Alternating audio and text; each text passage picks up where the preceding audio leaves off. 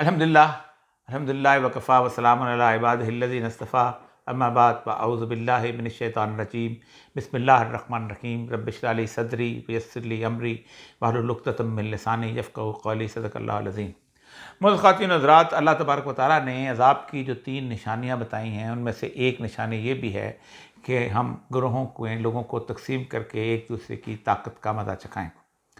पाकिस्तान बाकी अज़ाब की सूरत हाल से तो शायद दो चार हुआ ना हो, लेकिन गुज़श्ता तकरीबन 20-25 साल से पाकिस्तान इस अज़ाब के ज़रपै ज़रूर है। ये अज़ाब पाकिस्तान पे ज़रूर आया हुआ है। हम शिया सुन्नी की हैसियत से भी लड़ते हैं, हम बलोच पठान की हैसियत से भी लड़ते हैं, हम पंजाबी बलोच की हैसियत से लड़ते हैं, हम सिंधी महाजर की हैसियत से भी लड़ते हैं। वजलबसकुम शियन वजुज़ीक बासकुम बासबात, मैं तुम्हें ग्रोहों में तकसीम कर दूँ और एक दूसरे की ताकत का मज़ा चखाऊँ। मैं इस हवाले से इस वक्त पाकिस्तान जो है एक ऐसी सूरत हाल से दो चार हो चुका हुआ है जिसे टर्मोइल कहते हैं। टर्मोइल कहते हैं एक ऐसा आतिश फ़शां जो बज़ाहिर नज़र आ रहा हो, गलियों में, मोहल्लों में, इलाकों में, जगहों पे नज़र आ रहा हो, और इस टर्मोइल को पाकिस्तान की कुछ क़ुव्वतें जो हैं वो उसको मज़ीद बढ़ावा देना चाहती हैं। पाकिस्तान में आज से 1 साल पहले तकरीबन एक तजर्बा किया गया कि पाकिस्तान में इमरान खान की जगह एक 13 पार्टियों के इत्तेहाद को लाया जाए और उनमें सारे के सारे जो हैं बहुत पुराने खाक किस्म के लोग हैं और वो पाकिस्तान की मईशत को एक बेहतर सूरत हाल पर ले आएंगे। ये एक बहाना था और अब तो दुनिया इस हकीकत से वाकिफ़ हो चुकी है कि CIA ने जो 72 रजीम चेंज एक्सपेरिमेंट्स किए थे उनमें से 73वां रजीम चेंज जो है वो इमरान खान का था। इमरान खान की मुख्तलिफ स्टेटमेंट से लोग इस बात को अंदाज़ा लगाते हैं कि शायद इमरान खान जो है अपनी बातें बदल रहा है। ऐसा नहीं है। इमरान खान ने जो पहले दिन कहा था कि अमेरिकन जो थे वो मेरे लिए इसलिए दरपया हो गए थे, एक साइफर आया था कि हम इमरान खान को हटाना चाहते हैं, और उसकी अब तो रीज़न इंटरनेशनल दुनिया में भी बताई जा रही है कि यूक्रेन के अंदर जो उन्होंने स्टैंड लिया था, और उस यूक्रेन के स्टैंड के बारे में दुनिया जो थी वो समझती थी कि पाकिस्तान जो है वो अमेरिकन ग्रुप से या अमेरिकन लॉबी से निकल जाएगा। इसलिए उन्होंने इमरान खान पर अदम एतमाद का इजहार करते हुए यहाँ एक रजीम चेंज एक्सपेरिमेंट किया। ये रजीम चेंज जो है पाकिस्तान के अंदर कहा जाता है कि ये तो लोगों को उन्होंने खुद ही पार्लियामेंट के अंदर चेंज लेके आए, ऐसा ही हुआ करता है। ईरान में जब 1953 में मुसद्दक़ की तब्दीली लाई गई थी तो मुसद्दक़ के ज़माने में भी यही किया गया था कि वहाँ के लोगों को, जो पार्टी के मेंबर थे जो कि उसके अंदर पार्लियामेंट में थे, उनको ख़रीदा गया था, उनको लोटा बनाया गया था और मुसद्दक़ की हुकूमत ख़त्म कर दी गई थी।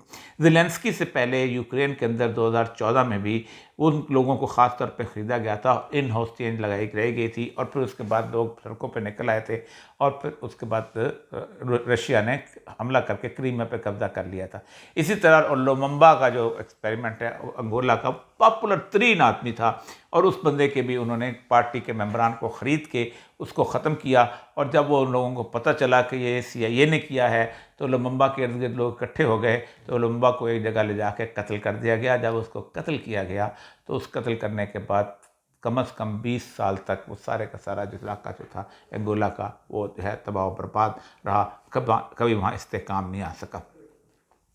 पाकिस्तान के अंदर ये एक्सपेरिमेंट रजीम चेंज आज से नहीं हो रहा, बहुत अरसे से चला आ रहा है, और वो जैसे वो कहते हैं कि जब कोई शख्स हमारी बात नहीं मानता तो फिर हम असैसिनेशन करते हैं। अब तो सिक्योरिटी पेपर इस बात के ऊपर वाज़े हो चुके हैं कि लियाकत अली ख़ान का कत्ल इसीलिए किया गया था कि लियाकत अली ख़ान वो मुआहदात जो अमेरिका से करके आया था उससे अब रूगर्दानी कर रहा था, और समझ रहा था कि हमने गलत फ़ैसला कर लिया है जो अमेरिका ने किया था। इसके बाद बेनज़ीर के कत्ल के बारे में भी अब बातें निकलना शुरू हो गई हैं कि बेनज़ीर कुछ कमिटमेंट्स करके आई थी कि उसने ये नहीं करना, उसने ये नहीं करना, उसने मुशर्रफ को नहीं छेड़ना, उसने इफ्तिखार चौधरी वाले केस में नहीं आना। तो एकदम वो आके जब उसने मुशर्रफ के ख़िलाफ़ रैलीज़ शुरू की, और ख़ास तौर पे जब इफ्तिखार चौधरी के उस पर गई तो फिर बेनज़ीर को भी रास्ते से हटा दिया गया। ज़ियाउल हक़ का मामला जो है वो भी अब तश्तज़बाम हो चुका हुआ है कि वो जेनेवा अकॉर्ड को नहीं मान रहा था, और अमेरिका नहीं चाहता था कि अफ़गानिस्तान के अंदर एक मुस्तहकम गवर्नमेंट आए, और वो उन मुजद्दिदी को वहाँ लाना चाहते थे, और उन्होंने इस मसले में नवाज़ शरीफ को, बाकी लोगों को कायल कर लिया था। ज़ैन नूरानी इस वक्त होते थे मिनिस्टर, उनको भी कायल कर लिया था। तो फिर उन्होंने ज़ियाउल हक़ को रास्ते से हटा दिया, और फिर उसके बाद उन्होंने वैसी ही हुकूमत वहाँ लेके आए जिसने अफ़गानिस्तान के अंदर अगले कई सालों तक खुरेज़ी ही खुरेज़ी दिखाई और फिर तालिबान ने आके 1994 के एंड में और 1995 के शुरू में उसको अमन की जिसे कहते हैं नेमत से नवाजा। इसी तरह पाकिस्तान में भी इमरान खान की गवर्नमेंट को ख़त्म करने के बाद वो समझ रहे थे कि इमरान खान जो था बड़े आराम से घर में जाके बैठ जाएगा और पीटीआई जो है वो एक हाउस ऑफ कॉर्ड्स की तरह बिखर जाएगी, जैसे ताश के पत्ते बिखरते हैं, बिखर जाएगी। बहुत सारे ऐसे लोग हैं जो मफाद परस्त उसके साथ लगे हुए हैं और उसके बाद इमरान खान जो है वो ज़्यादा यही करेगा कि क्रिकेट की कमेंट्री कर लिया करेगा, क्योंकि पाकिस्तान की सियासत में तो उसका स्कोप रह नहीं गया।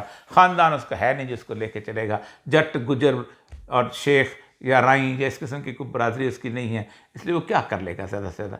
मैक्सिमम ये हो जाएगा कि वो एक बोर्ड ऑफ गवर्नर्स का सरबराह बन जाएगा शौकत खानम का, जिस तरह उन्होंने असगर खान को खुद ऐलान किया था और वो आखिर में अपनी ज़िंदगी जो है एबटाबाद में गुजार के फौत हो गया। लेकिन सूरत हाल ये हुई कि 10 अप्रैल ने उनकी तमाम तर उम्मीदों पे पानी फेर दिया और 10 अप्रैल की इमरान खान की जो सूरत हाल थी वो पाकिस्तान को की तारीख को बदल के रख दिया। यानी 10 अप्रैल से पहला पाकिस्तान एक था और 10 अप्रैल से बाद का पाकिस्तान दूसरा था। उसके बाद हुआ ये कि उसको इमरान खान को फिर किसी ना किसी तरीके से इस सिस्टम से आउट करने की पूरी कोशिश की गई। बहरहाल इमरान खान अपने हिसाब से चलता रहा, उससे गलतियां भी हुई होंगी, लेकिन वज़ीराबाद का जो एक सानहा था वो एक चेंज की सूरत हाल थी। इमरान खान को रास्ते से हटाने की कोशिश की गई और फिर उसके बाद अंदाज़ा ये था कि इमरान खान को अगर रास्ते से हटा दिया गया तो 2-3 महीने इस मुल्क में फसाद बर्पा होगा, आगे लगेगी, मसाइल ख़राब होंगे और उसके बाद एक दिन लोग सब्र करके बैठ जाएंगे और फिर कहेंगे यार अब तो इमरान खान तो चला गया, अब यही 2 पार्टियां रह गई हैं, इन्हीं में से किसी एक को चुन लेते हैं और फिर मुल्क का निज़ाम जो है आहिस्ता आहिस्ता चलता जाएगा। लोग मालदैन की कब्रों को भूल जाते हैं, इमरान खान की कब्र को कौन याद रखेगा। लेकिन इससे पहले भी जुल्फ़िकार अली भुट्टो का एक्सपेरिमेंट किया था, हालांकि भुट्टो अनपॉपुलर भी हो चुका था लेकिन नहीं उसको भुलाया नहीं जा सका और आज भी उसकी कब्र जो है उसका वोट मिलता है और सिंध में जरदारी हो या कोई और हो, अपनी तमाम तर खराबियों के बावजूद वो जीतते हैं और बहुत से बड़ी GM सैयद की स्ट्रॉन्ग मूवमेंट भी उसको ख़त्म नहीं कर सकी भुट्टो के वोट को। तो अब जब इस वक्त ये नाकाम हुआ तजर्बा, तो इस तजर्बे की नाकामी के बाद वो जो 13 पार्टियों के लोग जो थे वो बज़ाम खुद आए थे कि हम अब अगले 15-20 साल हुकूमत करेंगे, तो उनके लिए एक बहुत बड़ी खौफनाक सी सूरत हाल थी कि ये कैसे हो गया। अब ये तो कायनात के मालिक अल्लाह तबारक व तआला ने जिसको बचाना होता है उसको बचाया और फिर उसके बाद सूरत हाल ख़राब होना शुरू हुई आहिस्ता आहिस्ता इलेक्शंस के। बाकी मैं ज़्यादा जाना नहीं चाहता, सिर्फ इस 2-3 दिन के इवेंट्स की तरफ जाना चाहता हूँ। आज तकरीबन 26-27 घंटे के बाद ज़मान पार्क का जो एक्सप्रेशन है वो ख़त्म हुआ। मैं अपने 32 साल की नौकरी के तजर्बे की बुनियाद पे और मेरे अपने ज़ाती मालूमात की बुनियाद पे समझता हूँ कि ये पाकिस्तान में इसने आइंदा आने के लिए पाकिस्तान की हुकूमत की रिट जो है उसका जनाजा निकाल दिया है। आपने पाकिस्तान से जहाँ से चाहा है, जिस जगह से चाहा है, आपने वो सारी की सारी फोर्स वहाँ इकट्ठी की। आपने उनको वो तमाम इक्विपमेंट दिए कि जो कभी नहीं होते थे। वाटर कैनन्स नहीं होती थी पंजाब के अंदर, वाटर कैनन आपने दी और उसके अंदर आपने उसमें तेज़ाब वाला पानी भी डाला या जैसा पानी डाल सिंपल पानी भी डाला जाए तब भी उसकी फोर्स जो है वो मजमे को डिस्टर्ब कर देती है, ख़राब कर देती है। आपने महंगे तरीन जो हैं वो आंसू गैस के शेल जो हैं वो फेंके, फिर आप एंटी राइट इक्विपमेंट के साथ आगे भी बढ़े, लेकिन आप तकरीबन 4 दफ़ा पिस्पा हुए और आपको अंदाज़ा ही नहीं था कि ज़मान पार्क की उस छोटी सी 1-1.5 किलोमीटर की रोड के बाहर पूरा लाहौर आपके इर्द गिर्द निकल आया। सिर्फ लाहौर नहीं निकला, हुआ ये कि पूरे पाकिस्तान में, पेशावर में, कराची में, गुजरांवाला में, कसूर में, बाकी जगह पे नारोवाल में लोगों ने बाहर निकलना शुरू हुआ। जब लोग बाहर निकलते हैं तो आपकी पुलिस कमिटेड हो जाती है। वो पुलिस लाहौर नहीं आ सकती, आप उसको नहीं बुला सकते। ये आपने क्यों किया? क्या इतना बड़ा एडवेंचर करना जो है ज़रूरी था? वो सूबा जिसमें 65,000 मफरूर हों, क्या आपने कच्चे के डाकुओं को पकड़ने के लिए ऐसा ऑपरेशन किया? क्या आपने किसी और मफरूर को पकड़ने के लिए ऐसा ऑपरेशन किया? क्या आपने कभी एक दफ़ा एक नोटिस भेजा वज़ीर-ए-आज़म पाकिस्तान शहबाज शरीफ को कि आपके भाई की आप ज़मानत दे के गए थे, अब वो मफ़रूर है, आप कुछ देर के लिए छुट्टी लीजिए और जाके अपने भाई को लेके आइए क्योंकि पाकिस्तान की अदालतों का मज़ाक उड़ रहा है। आपने राना सनाउल्लाह के पिछले दिनों इसी तरह का वारंट आया था, आपने कभी कहा नहीं किया। तो हुआ ये कि आपने एक ऐसा वारंट, इसके बारे में मैं आपको तफ़सील से बता सकता हूँ कि 1898 में सीआरपीसी आया है और ये जो वारंट ऑफ अरेस्ट जारी होता है अदालत से to for assurance the appearance, इसके बारे में प्रोसीजर ये होता है कि पुलिस वाले कहते हैं कि भाईजान आप नहीं आए थे, 2 दफ़ा नहीं आए थे, 3 दफ़ा नहीं आए थे, समन पे नहीं आए थे। अब अदालत ने तंग आके वारंट जारी किया है, कहा है कि इसको अपीयरेंस पे लेके आओ। अब हुआ ये कि वो आपको पकड़ के तो पेश करते हैं, ये होता है। जिस दिन ये 18 को था उस दिन सुबह पकड़ना था। आज अदालत में सवाल ये हुआ है कि 18 को उसने अपीयर होना है, बाकी 3 दिन आप उसको किस कानून के तहत जेल में रखेंगे, किस जुर्म के तहत जेल में रखेंगे। तो एक एक्सपेरिमेंट किया गया था कि देख लेते हैं कि इमरान खान की ताकत और क़ुव्वत क्या है, और उस क़ुव्वत ने मुकम्मल तौर पर जिसे कहते हैं दहला के रख दिया है कि जिस तरीके से आप सोचें कि 50-50, 60-60, 70-70 साल की औरतें, बूढ़े, बच्चे, मैंने 1977 की मूवमेंट देखी है, नौजवान होते थे, मौलवी टाइप लोग भी होते थे, दूसरे भी होते थे, लेकिन कोई औरत मुझे नज़र नहीं आती थी, ख़ानदान नज़र नहीं आता था, फैमिली नज़र नहीं आती थी। ये पहली मूवमेंट है। तहरीक-ए-लब्बैक की मूवमेंट थी, नौजवान थे, फैमिली कोई नहीं होती थी। उसके अलावा आरडीडी की मूवमेंट, आरडी, उसके भी कोई वाहिद मूवमेंट है कि जिसके अंदर लोग अपने छोटे छोटे बच्चों को कंधों पे उठा के दाव पे लेके वहाँ पहुँचे हैं। इसका मतलब ये है कि आपके मुकाबले में पूरी की पूरी अवाम अपने ख़ानदान दाव पे लगाने के लिए खड़ी हो गई है।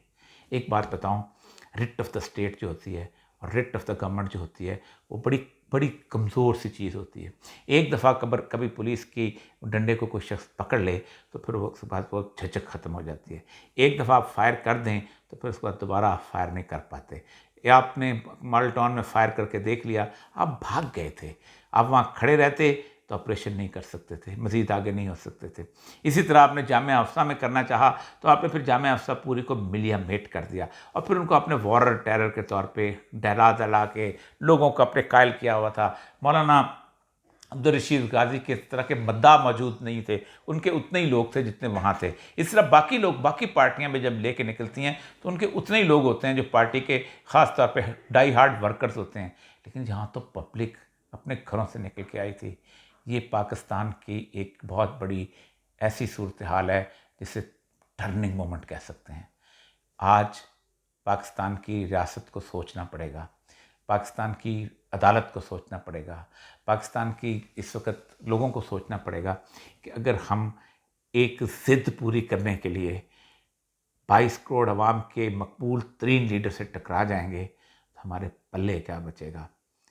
और ये पल्ले ना बचने की वही बात है जो मैंने पिछली दफ़ा कहा था कि वो अज़ाब की कैफियत है जिससे अहले नज़र डरा रहे हैं कि यल्बसुकुम शीयन, मैं तुम्हें ग्रोहों में तकसीम कर दूँ, वयज़ीकुम बासकुम बासबा, और तुम्हें एक दूसरे से लड़ा कर तुम्हारे ताकत का मज़ा चखाऊँ। याद रखें, एक ही रास्ता है, अल्लाह से रुजू करें और अवाम की जो ताकत है उसको तस्लीम कर लें। वाखिर दावाना अल्हम्दुलिल्लाह रब्बिल आलमीन।